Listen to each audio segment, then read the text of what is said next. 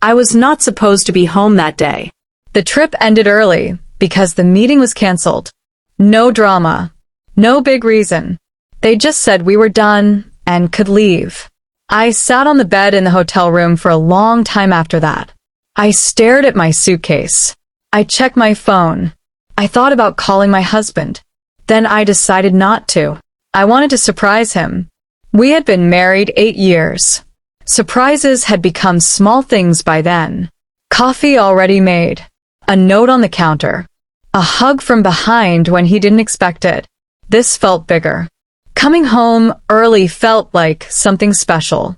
I packed slowly. Folded clothes I hadn't worn. Left things I didn't need. I remember being calm. Tired but calm. At the airport, everything felt normal. Too normal. People walked past me with their bags. Someone laughed behind me. A child cried somewhere near the gate. I sent my husband a text that said my flight landed late. That was a lie. A small one, I thought. On the plane, I couldn't sleep. Not because I was nervous. Just because my mind wouldn't settle. I kept thinking about the house.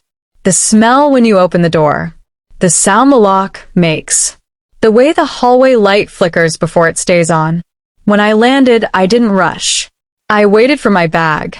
I stood in line for a taxi. It was afternoon when I got home. The sun was still high but soft. That quiet kind of light you get on weekends. I paid the driver and stood outside the house for a moment. My suitcase was heavy. I adjusted the handle. I remember thinking he might be sleeping. Or he might be watching TV. I didn't expect anything else. When I opened the door, the first thing I noticed was the silence. No TV. No music. No movement. It wasn't night quiet. It was daytime quiet. The kind that feels wrong. I stepped inside and closed the door behind me. That's when I saw the shoes. They were by the door, pushed slightly to the side. Men's shoes. Dark. Worn but clean. They were not my husband's. I stared at them for a long time.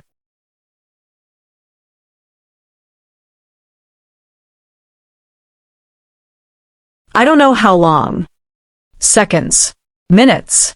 My hand was still on the suitcase handle. I didn't let go. I tried to think of reasons. Maybe a friend stopped by. Maybe a repairman forgot them. The thoughts were weak. They didn't stick. My chest felt tight. Like something heavy was pressing inside me. I looked around the living room. Everything looked normal. The couch was neat. The table was clean. The curtains were open. Too normal. I took off my shoes slowly. I lined them up the way I always did. I don't know why that mattered, but it did. I picked up my suitcase and walked inside. Each step felt loud, even though it wasn't. The hallway felt longer than usual. The air felt thick. I told myself to stop, to call out his name, to make a joke. I didn't. I heard something then. A sound from the bedroom. At first, I couldn't place it. Then I realized it was laughter. 2 voices. Both men. I recognized one immediately. My husband. My body froze before my mind did. My heart started beating fast. So fast I could hear it in my ears. I stood in the hallway, holding my suitcase. My arms felt weak. I didn't want to move. I wanted to turn around. I wanted this to be a mistake. But my feet moved anyway. I walked slowly toward the bedroom. The door was not fully closed. It was open just enough. I saw clothes on the floor. A shirt near the bed. Another closer to the door. Both men's shirts. That was the moment something inside me broke open. Not loud. Just quietly. I set the suitcase down. My hands were shaking. I pressed them together to stop it. The laughter stopped. I don't know if they heard me or if it just ended on its own. I pushed the door open. They turned. My husband first. Then the other man. They were standing close. Close enough that there was no space between them. No need to imagine anything else. My husband's face went pale.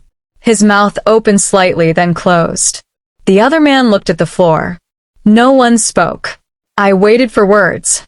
An explanation. A lie. Nothing came. I didn't feel anger right away.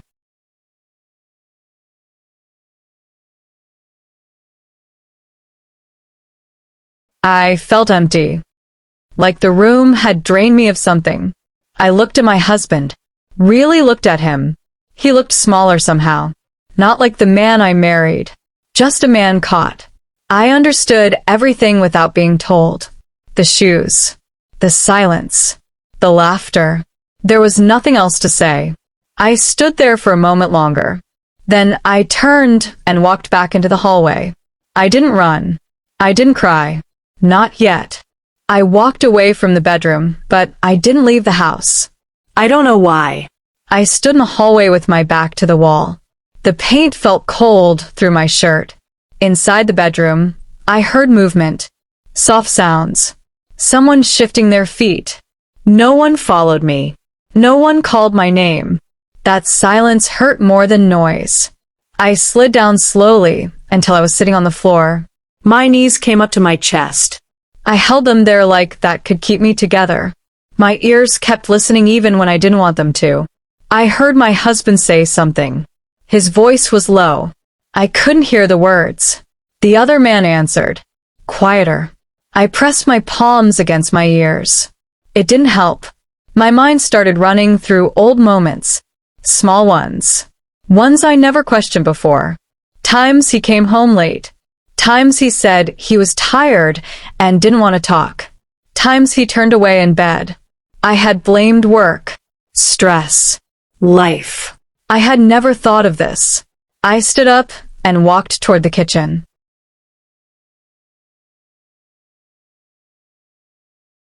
My legs felt weak, like they might give out. I needed something solid. A counter. A chair. The kitchen looked the same as always. A cup in the sink. Mail on the table. I leaned over the counter and breathed slowly. In. Out. I told myself to stay calm. To not break down yet. I poured a glass of water. My hand shook so badly some spilled onto the floor. I didn't wipe it up. From where I stood, I could hear the bedroom door open. Footsteps. I turned around. My husband came into the hallway. He stopped when he saw me. He looked like he wanted to say something. Anything. But he didn't. The other man stayed behind. I could see part of his shoulder through the door. My husband took a step toward me. Then another. I held up my hand. Don't, I said. My voice sounded strange to me. Flat. Not angry. He stopped. I can explain, he said. I shook my head slowly. No, I said. There's nothing to explain. That was true. Explaining would only be words trying to cover what I had already seen. He looked down at the floor. He rubbed his hands together. I noticed small details. Things that shouldn't matter. His socks didn't match. His hair was messy. I wondered how long this had been happening. Days? Months? Years? I didn't ask. I didn't want answers that would stay with me forever. The other man stepped into the hallway then. He stood a few feet behind my husband. He looked nervous. Not ashamed. Just scared. That hurt, because fear meant he cared about losing something. And that something wasn't me. I felt something rise in my chest then. Not anger. Not yet. Grief. Deep and heavy. I realized I was losing more than my marriage. I was losing the version of my life that made sense. I thought about our routines. How we planned our days. How we talked about the future like it was certain. All of it felt fake now. Like a story I had believed without checking the facts. My husband finally said my name again. I looked at him. For a moment, I saw the man I loved. The man who held my hand when my mother died. The man who laughed at my bad jokes. That made it worse. Why didn't you tell me? I asked. My voice cracked then. He opened his mouth. Closed it. I didn't know how, he said. That answer made me tired. Not angry, Just tired. because there was always a way to tell the truth. He just chose not to. The other man spoke softly. I never meant. I looked at him. Please, I said. Don't. He stopped talking. I didn't hate him. I didn't love him. He was just part of the moment that broke my life open. I picked up my bag from where I had left it. My hands were steadier now. Something inside me had gone quiet. I'm leaving, I said. My husband stepped forward again. Please, he said. Just let me talk. I looked at him one last time. If you talk, I said, I'll stay longer. And I don't want to. He nodded slowly. I walked past them. Past the bedroom. Past the shoes. I opened the front door. The sound of it closing behind me felt final. I didn't get far after I left the house. I walked down the street with my bag rolling behind me. The sound of the wheels on the ground felt too loud. Every small noise felt too loud. I stopped at the corner and stood there. Cars passed. Someone walked by talking on their phone. The world didn't stop just because mine had. That made me angry for a moment. Then it made me tired. I sat on the low wall near the bus stop. I put my bed beside me. I stared at my hands.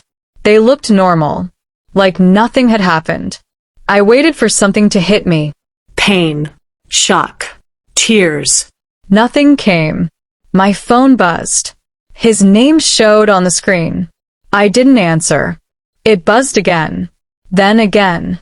I turned the phone off. I needed quiet. Not outside quiet. Inside quiet. I stayed there for a long time. Long enough for the sun to move. Long enough for the air to change. Memories started coming without asking. The first night we slept in that house. We ate on the floor because we hadn't bought furniture yet.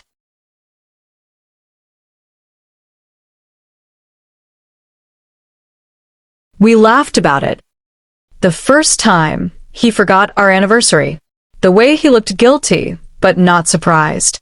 The nights he stayed up late on his phone, turning the screen away when I came close. I had seen all of it. I just didn't put it together. That realization hurt more than the bedroom scene. I blamed myself for a moment. Then I stopped. Because love shouldn't require detective work. I stood up and walked again. I didn't know where I was going. I just needed to move. I ended up at a small cafe a few streets away. I had been there before. I went inside and sat near the window. The smell of coffee made my stomach turn. The waitress asked what I wanted. Her voice was kind. Water, I said. She brought it without asking anything else. I was grateful for that. I sat there and stared outside. People walked by in pairs. Some laughed. Some argued. Everyone had a story I knew nothing about. I wondered how many people were carrying something heavy that day. How many smiles were just covers. My phone buzzed again. I had turned it back on without thinking. A message from my husband. Please, Just talk to me. I didn't reply. Then another. I never wanted to hurt you. That one made me angry. Because wanting had nothing to do with it. He hurt me anyway. I typed a reply. Then erased it. Anything I said would stay forever. I wasn't ready for that. I finished the water and left the cafe. The sky had started to darken. Not night yet. That in-between time. I checked into a small hotel nearby. Nothing fancy. Just clean. The man at the desk asked for my ID. I handed it to him. Seeing my married name written there felt strange. Like it belonged to someone else. The room was quiet. Too quiet again. I sat on the bed and stared at the wall. This time, the truth finally settled in. My husband loved someone else. Not a woman. Not a mistake. A man.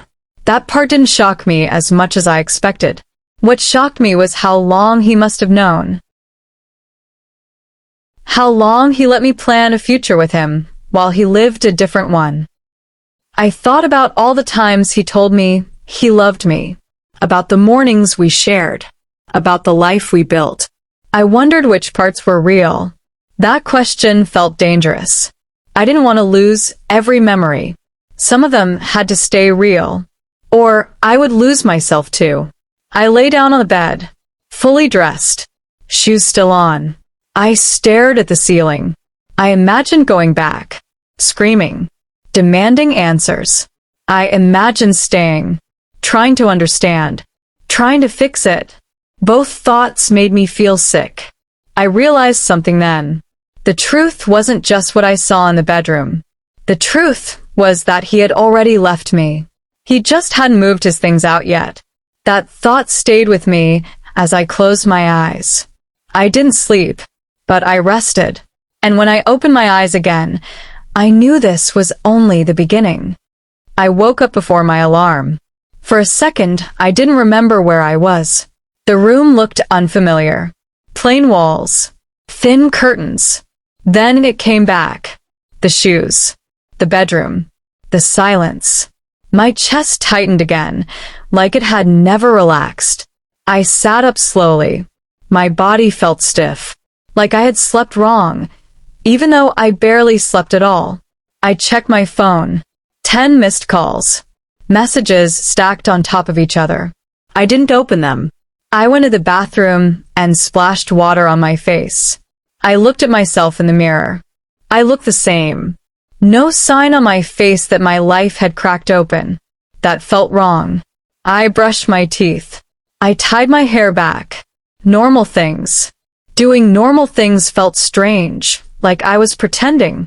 I went back to the room and sat on the edge of the bed. I finally opened the messages. Please come home. We need to talk. I love you. I never planned for this to happen. I stopped reading. That last line stayed in my head. I never planned for this to happen.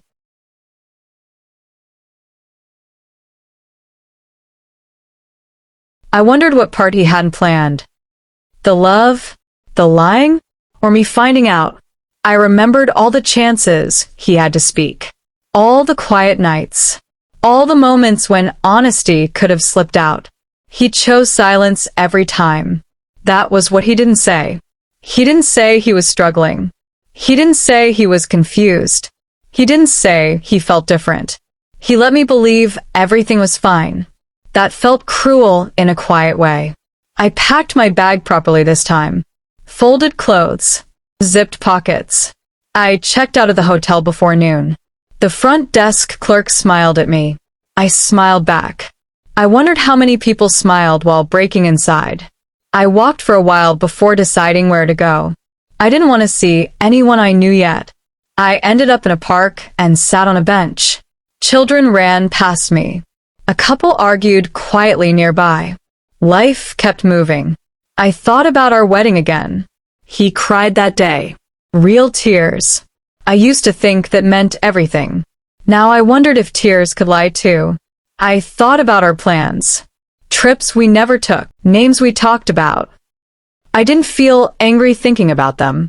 I felt robbed, like time had been taken from me without asking. My phone rang again. This time I answered. Hello, I said. My voice sounded distant, even to me. He said my name.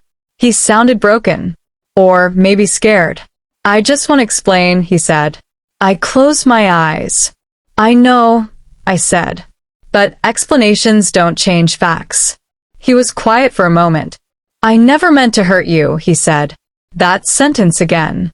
I know, I said, but you did. I could hear him breathing on the other end. Heavy, uneven. I didn't know how to say it, he said. I thought about that. You could have said anything, I replied. You chose nothing. That silence came back again. He asked if I was safe, where I was staying. I answered without details. I need time, I said. I'll give you anything, he replied. I believed that too late meant nothing. After we hung up, I sat there for a long time. I wasn't crying yet. I felt hollow, like a house with all the furniture gone. I realized then that grief doesn't always scream. Sometimes it just sits with you. Heavy, quiet, unmoving. I stood up and walked away from the park. I didn't know what came next, but I knew one thing. I was done waiting for words he should have said years ago. I didn't think about him at first. Not really.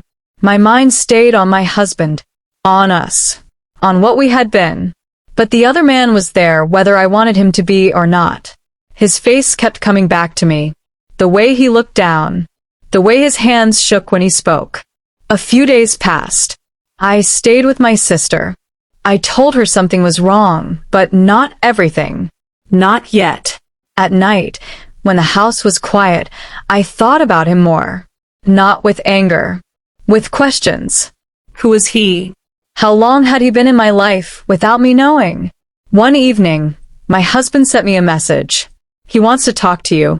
I stared at the screen for a long time. I didn't want to talk to him. But I didn't want his silence either. I agreed to meet. We chose a public place. A small cafe. He was already there when I arrived. He stood up when he saw me. Too fast. Like he was scared. He looked different in daylight. Smaller. More human. "I'm sorry," he said before I sat down. I nodded. I didn't say anything. He kept talking.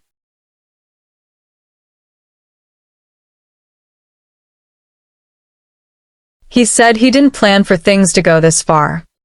He said it started as friendship. He said he didn't think I was real at first. That hurt in a strange way. "I knew about you," he said, "but I didn't know you." I understood what he meant. To him, I was a story, a detail, not a person. "I didn't mean to take your place," he said. I looked at him then. "You didn't," I said. He gave it away. That surprised him. He nodded slowly. He told me he loved my husband. He didn't say it proudly. He didn't say it to hurt me. He said it like a fact. That was harder than any insult. I asked him one question. "How long?" He hesitated. "Almost 2 years," he said. 2 years. I let that number sit between us. 2 years of lies. 2 years of shared space I didn't know about. I felt tired again. Bone tired. "I'm sorry," he said again. "I believe you," I replied. He looked relieved. That bothered me. "Believing you doesn't change anything," I added. He nodded. We sat there in silence for a while. Then he said something I didn't expect. "He was afraid to lose you." I let out a short laugh. "He already did," I said. When we stood to leave, he didn't touch me. He didn't ask for forgiveness. That was the only respectful thing he did. When I walked away, I felt lighter. Not healed. Just clearer. The other man was not my enemy. The lie was. I went back to the house one last time. Not to stay. Not to talk. Just to collect my things. My husband wasn't there. He said he would give me space. That was the first right thing he had done in a long time. The house felt different when I walked in. Smaller. Colder. The air didn't feel like it belonged to me anymore. I moved slowly from room to room. I took only what was mine. Clothes. Books. Photos I couldn't leave behind yet. I avoided the bedroom for as long as I could. When I finally went in, I didn't look at the bed. I opened my closet and packed quietly. Every item I folded felt like a small goodbye. I didn't cry. Not then. Crying felt like something for later. When I was alone, I left my wedding ring on the dresser. Not as a message. Not as anger. Just because it didn't belong on my hand anymore. Before I left, I stood in the doorway and looked back. I tried to remember a happy moment in that room. I found one. That helped. It meant not everything was a lie. Just the ending. I locked the door behind me. Outside, the sky was wide and open. It felt strange to breathe freely again. I didn't know what my life would look like after that. I didn't have a plan. But I knew what I wasn't carrying anymore. I wasn't carrying confusion. I wasn't carrying someone else's silence. I was carrying myself. And that would have to be enough for now.